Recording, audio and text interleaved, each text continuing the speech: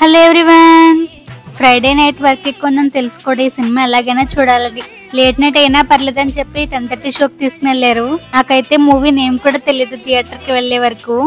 నేనైతే ఫుల్ గా తిట్టాను ఈ టైంలో ఎవరైనా సినిమాకి వెళ్తారా అని.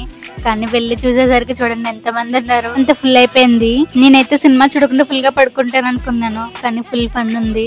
మాకు ఈ థియేటర్ లో one of the favourite spot అది మిర్రర్ సెల్ఫీ. క్లిక్ మన 2 సెల్ఫీలు తీసేసుకున్నాం. మూవీ అయితే చాలా ఎంజాయ్ చేసాం ఫ్రమ్ బిగినింగ్ టు ఎండింగ్.